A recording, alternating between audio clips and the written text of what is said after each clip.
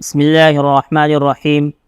حضور اقدس صلی اللہ علیہ وسلم کا حج، اس میں سارے علماء کا اتفاق ہے کہ حضور اقدس صلی اللہ علیہ وسلم نے ہجرت کے بعد صرف ایک ہی مرتبہ حج کیا ہے۔ سن 10 ہجری میں جو حضور اقدس صلی اللہ علیہ وسلم کا مدینہ کی زندگی کا آخری سال تھا، اور اس سفر میں ایسے واقعات کا حضور صلی اللہ علیہ وسلم کی طرف سے ظہور ہوا جیسا کہ کسی سے رخصت ہوتے وقت ہوا کرتے ہیں۔ اسی وجہ سے اس کا نام حجۃ الوداع یعنی رخصت کا حج پڑ گیا۔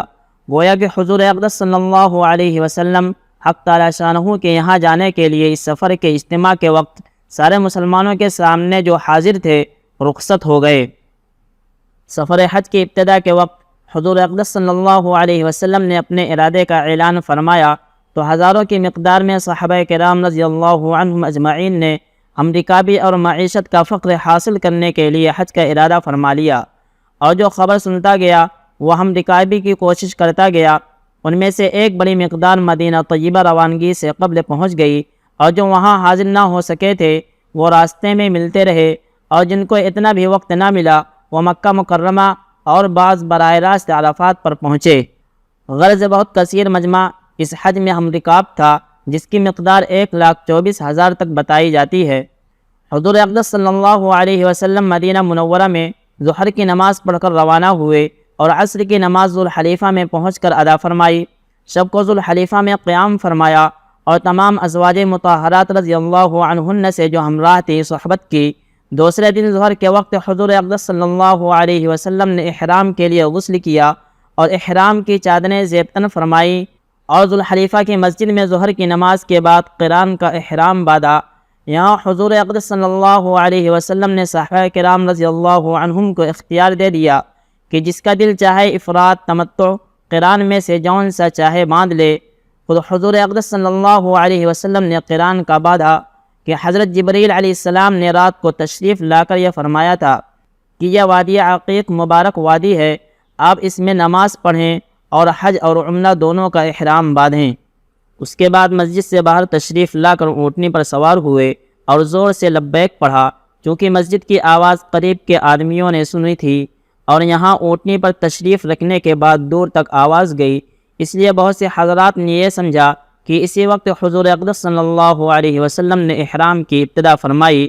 اس کے بعد حضور صلی اللہ علیہ وسلم کی مبارک اونٹنی آپ صلی اللہ علیہ وسلم کو اپنی پشت پر لے کر چلی اور بیدہ کی پہاڑی پر چڑھی جو ذوالحلیفہ کے قریب ہے۔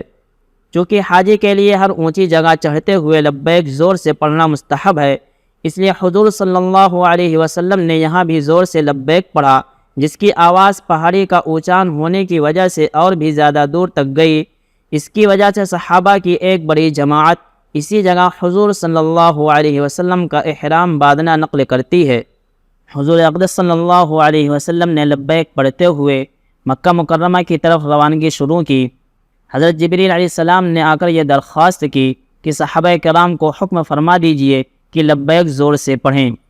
چنانچہ حضور صلی اللہ علیہ وسلم نے اس کا حکم فرمایا۔ راستے میں جب وادی روحہ پر پہنچے تو حضور صلی اللہ علیہ وسلم نے وہاں نماز پڑھی اور یہ فرمایا کہ 70 نبیوں نے اس جگہ نماز پڑھی ہے۔ حضور اقدس صلی اللہ علیہ وسلم کا سامان اور حضرت ابوبکر صدیق رضی اللہ عنہ کا سامان سب ایک اونٹنی پر تھا، جو حضرت ابوبکر رضی اللہ عنہ کے غلام کے سپردگی میں تھا۔ جب وادی عرج میں پہنچے تو دیر تک یہ حضرات ان کا انتظار فرما رہے تھے۔ بڑی دیر میں وہ آئے اور کہا کہ اونٹ کھو گیا ہے۔ حضرت ابوبکر رضی اللہ عنہ نے ان کو مارا کہ ایک ہی تو اونٹ تھا، وہ بھی گم کر دیا۔ اور حضور صلی اللہ علیہ وسلم تبسم فرما کر ارشاد فرما رہے تھے کہ ان محرم کو دیکھو کہ یہ کیا کر رہے ہیں، یعنی احرام کی حالت میں مارتے ہیں۔ صحابہ رضی اللہ عنہم کو جب معلوم ہوا کہ حضور صلی اللہ علیہ وسلم کے سامان کی اونٹنی گم ہو گئی تو جلدی سے کھانا تیار کر لائے۔ حضور صلی اللہ علیہ وسلم نے حضرت ابوبکر صدیق رضی اللہ عنہ کو بلایا کہ آؤ، اللہ تعالیٰ نے بہترین غذا عطا فرمائی۔ مگر حضرت ابوبکر رضی اللہ عنہ کو غصہ آ رہا تھا۔ حضور صلی اللہ علیہ وسلم نے ان کو فرمایا کہ ابوبکر غصے کو جانے دو۔ اس کے بعد حضرت سعد اور حضرت ابو قیس رضی اللہ عنہما اپنے سامان کی اونٹنی لے کر حاضر ہوئے اور عرض کیا کہ حضور صلی اللہ علیہ وسلم یہ قبول فرما لیں، مگر حضور صلی اللہ علیہ وسلم نے فرمایا اللہ تمہیں برکت عطا فرمائے، ہماری اونٹنی اللہ کے فضل سے مل گئی۔ جب وادی خسفان جو مکہ مکرمہ کے قریب ہے تشریف فرما تھے تو حضرت سراقہ رضی اللہ عنہ نے عرض کیا یا رسول اللہ ہمیں حج کا طریقہ اس طرح بتلا دیجئے گویا کہ ہم آج ہی پیدا ہوئے ہیں، یعنی اس پر اطمینان نہ فرماویں کہ یہ بات تو ان کو پہلے سے معلوم ہوگی۔ حضور صلی اللہ علیہ وسلم نے ان حضرات کو بتایا کہ مکہ میں داخل ہو کر کیا کیا کریں۔ صرف میں پہنچ کر حضرت عائشہ رضی اللہ عنہا کو حیض آنے لگا، وہ بہت حیران ہوئیں اور رونے لگیں کہ میرا تو سفر ہی بیکار ہو گیا، حج کا وقت قریب آ گیا اور میں ناپاک ہو گئی۔ حضور صلی اللہ علیہ وسلم نے تسلی دی کہ یہ تو ساری ہی عورتوں کو پیش آتا ہے، پھر ان کو بتایا کہ وہ اب کیا کریں، اور صحابہ کرام کو ارشاد فرمایا کہ جن کے ساتھ ہدی نہیں ہے وہ مکہ مکرمہ میں داخل ہو کر عمرہ کر کے اپنا احرام کھول دیں۔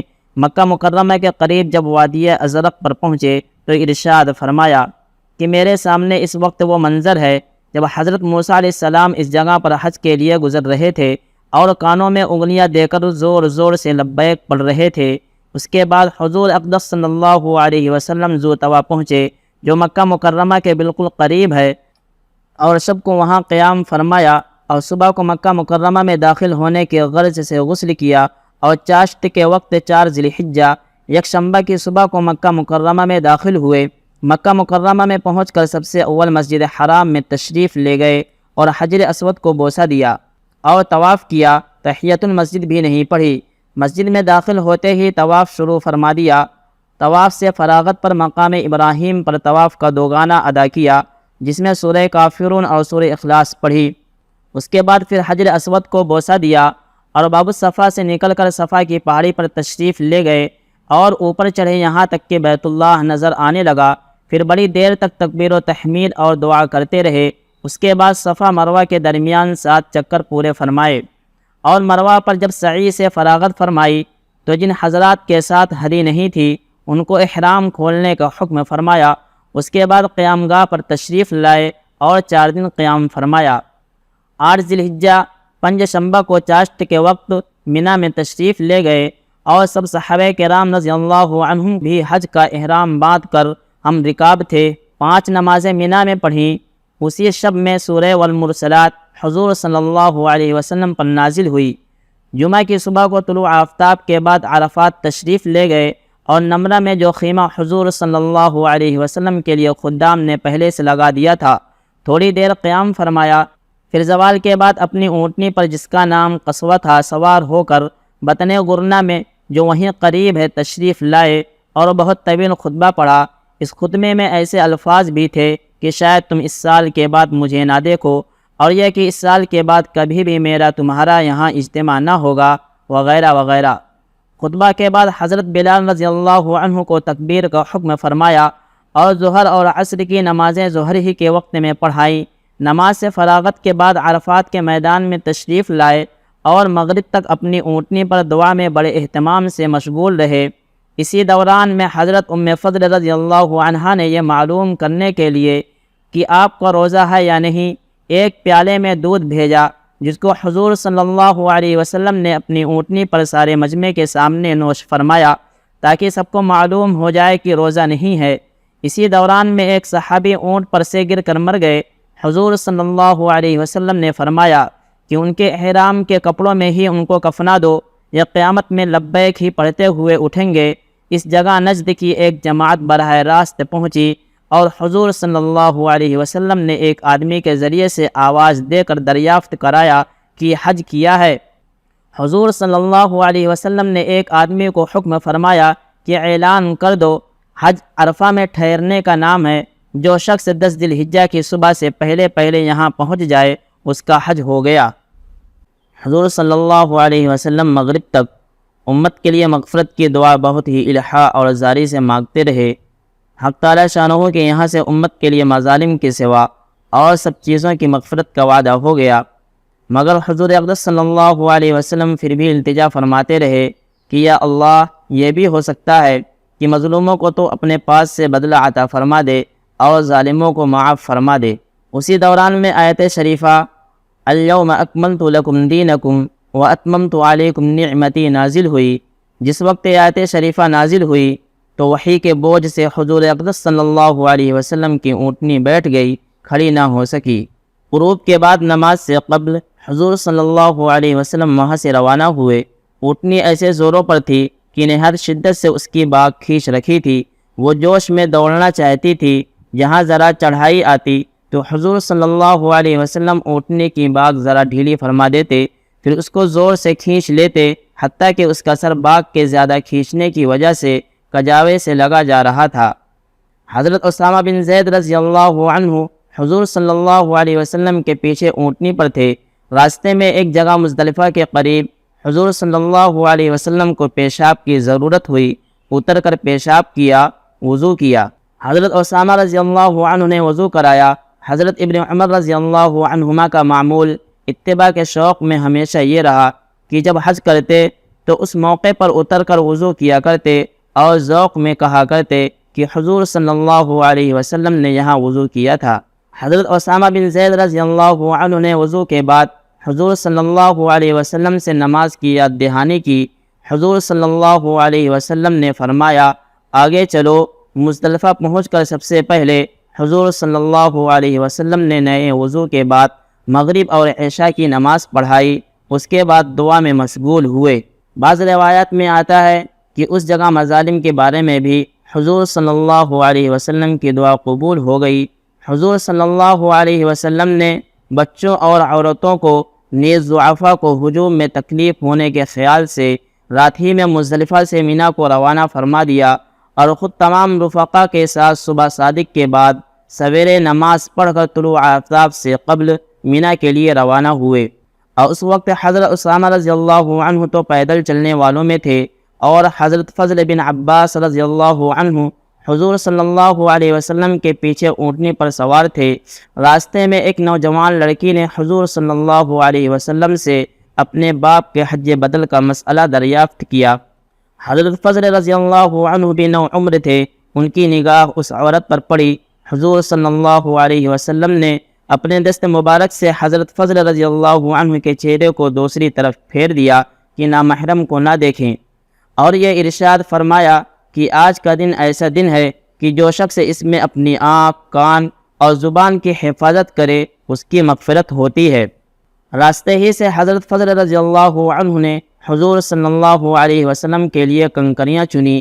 لوگ مسائل بھی دریافت کرتے جاتے اور حضور صلی اللہ علیہ وسلم جواب فرماتے جا رہے تھے۔ جب حضور صلی اللہ علیہ وسلم راستے میں وادی محشر پر پہنچے، جہاں حق تعالی شانہ نے ابرہہ کے ہاتھی کو ہلاک کیا تھا جبکہ اس نے مکہ مکرمہ پر چڑھائی کی تھی، تو حضور صلی اللہ علیہ وسلم نے اپنی اونٹنی کو تیز کر دیا کہ جلدی سے اس عذاب کی جگہ سے آگے بڑھ جائیں۔ مینا پہنچ کر سیدھے جمرہ عقبہ پر پہنچے اور 7 کنکریاں اس کو ماری، اور لبیک کا پڑھنا جو احرام کے بعد سے اب تک وقتاً فوقتاً ہوتا رہتا تھا اس وقت بند کر دیا۔ اس کے بعد مینا میں قیام گاہ پر تشریف لائے اور بڑا طویل وعظ فرمایا، جس میں بہت سے اہم احکام کا اعلان کیا اور اس قسم کے مضامین بھی ارشاد فرمائے جیسا کہ الوداع کے وقت کہے جاتے ہیں۔ پھر قربانی کی جگہ تشریف لے گئے اور اپنی عمر کے سالوں کے مطابق 63 اونٹ اپنے دست مبارک سے قربان کیے، جن میں 6-7 اونٹ امڑ کر قربان ہونے کے لیے آگے بڑھ رہے تھے۔ ہر ایک زبان حال سے جلدی قربان ہونا چاہتا تھا۔ 63 کے علاوہ باقی اونٹوں کو حضرت علی کرم اللہ وجہ نے قربان کیا۔ کل عدد 100 تھے۔ قربانی کے بعد اعلان فرما دیا کہ جس کا دل چاہے ان میں سے گوشت کاٹ کر لے جائے۔ اس کے بعد حضرت علی رضی اللہ عنہ سے ارشاد فرمایا کہ ہر اونٹ میں سے ایک ایک بوٹی لے کر سب کو ایک برتن میں جوش دیں۔ ان کا شوربہ حضور صلی اللہ علیہ وسلم نے پیا تاکہ ہر اونٹ کو حضور صلی اللہ علیہ وسلم کے نوش فرمانے کی سعادت حاصل ہو۔ اپنی ازواج مطہرات رضی اللہ عنہن کی طرف سے گائے ذبح کی۔ قربانی سے فراغت کے بعد حضرت معمر رضی اللہ عنہ یا حضرت خراش رضی اللہ عنہ کو بلایا اور ان سے حجامت بنوائی، سر مڈایا، لبیں کٹوائیں، ناخون کٹوائے اور یہ بال اور ناخن جانثاروں میں تقسیم کرا دیے۔ اس کے بعد احرام کی چادریں اتار کر کپڑے پہنے، خوشبو لگائی، اس دوران میں کثرت سے صحابہ کرام رضی اللہ عنہم آ کر حج کے متعلق مسائل دریافت کرتے رہے۔ اس دن میں 4 کام کرنے ہیں: رمی، ذبح، سر مڈانا، طواف زیارت کرنا۔ یہی ترتیب ان کی ہے۔ اس میں بہت سے حضرات سے بھول وغیرہ کی وجہ سے ترتیب میں تقدم و تاخر ہوا، اور ہر شخص آ کر عرض کرتا کہ مجھ سے بجائے اس کے ایسے ہو گیا۔ حضور صلی اللہ علیہ وسلم فرماتے، اس میں کوئی گناہ نہیں ہوا، البتہ اس میں گناہ ہے کہ کسی مسلمان کی آبروریزی کی جائے۔ ظہر کے وقت حضور اقدس صلی اللہ علیہ وسلم طواف زیارت کے لیے مکہ مکرمہ تشریف لے گئے، اور ظہر کی نماز مکہ مکرمہ میں پڑھی یا مینا میں واپس آ کر روایات میں اختلاف ہے۔ اور طواف سے فراغت کے بعد زمزم شریف کے کنویں پر تشریف لے گئے اور خود ڈول کھینچ کر پیا، اور بعض روایات میں ہے کہ حضور صلی اللہ علیہ وسلم نے خود نہیں کھینچا، بلکہ یہ فرمایا کہ اگر مجھے یہ ڈر نہ ہوتا کہ لوگ تم پر غلبہ کرنے لگیں گے تو خود کھینچ کر پیتا، لیکن ان دونوں میں کچھ اشکال نہیں۔ زمزم شریف کا پینا بار بار ہوا، اس لیے کسی موقع پر خود کھینچ کر پیا ہو جب ہجوم نہ ہو، اور کسی موقع پر ہجوم کی وجہ سے ایسا فرما دیا ہو، اس میں اشکال نہیں ہے۔ آپ صلی اللہ علیہ وسلم نے زمزم شریف کھڑے ہو کر پیا، اور پھر صفا مروہ کی دوبارہ سعی کی یا نہیں، اس میں اختلاف ہے۔ اس کے بعد مینا واپس تشریف لے گئے اور 3 دن وہاں قیام کیا، اور روزانہ زوال کے بعد تینوں جمرات کی رمی کیا کرتے تھے۔ اور بعض روایات میں ہے کہ ان ایام میں جب مینا میں قیام تھا، روزانہ رات کو بیت اللہ شریف کی زیارت اور طواف کے لیے تشریف لاتے، اور مینا کے قیام میں متعدد وعظ بھی حضور صلی اللہ علیہ وسلم نے فرمائے، جن میں اس قسم کے الفاظ بھی ہیں کہ میں شاید تم سے پھر نہ مل سکوں۔ مینا ہی کے قیام میں سورہ اذا جاء نصر اللہ نازل ہوئی۔ بعض روایات میں ہے کہ حج سے قبل مدینہ طیبہ ہی میں نازل ہو چکی تھی، اور متعدد روایات میں ہے کہ اس سورہ کے نازل ہونے کے بعد حضور صلی اللہ علیہ وسلم نے فرمایا کہ اس صورت میں میری وفات کی خبر دی گئی ہے، میں عن قریب جانے والا ہوں۔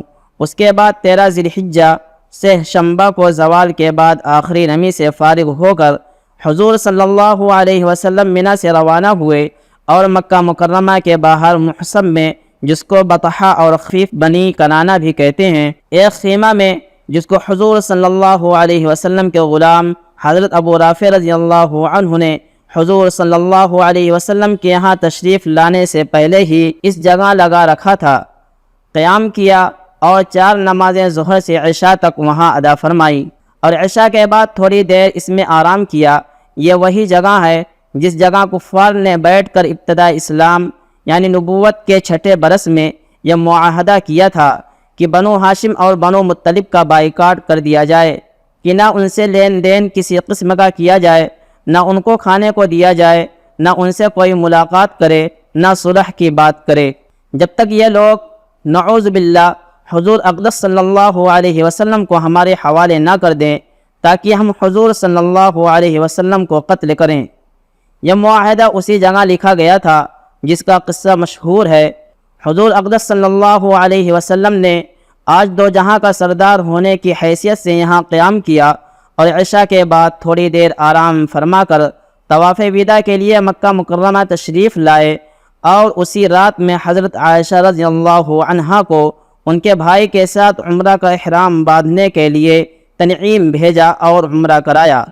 حضرت عائشہ رضی اللہ تعالی عنہا جب عمرہ سے فارغ ہو کر محصب پہنچ گئیں تو حضور صلی اللہ علیہ وسلم نے قافلہ کو مدینہ طیبہ کی طرف روانگی کا حکم فرمایا۔ اس میں اختلاف ہے کہ اس حج کے موقع پر حضور اقدس صلی اللہ علیہ وسلم بیت اللہ شریف کے اندر داخل ہوئے یا نہیں۔ داخل ہونا تو محقق ہے، لیکن بعض علماء حج کے ایام میں داخل ہونا بتاتے ہیں، اور بعض حضرات اس زمانے کے بجائے فتح مکہ کے زمانے میں بتاتے ہیں، اور طواف وداع سے فراغت کے بعد۔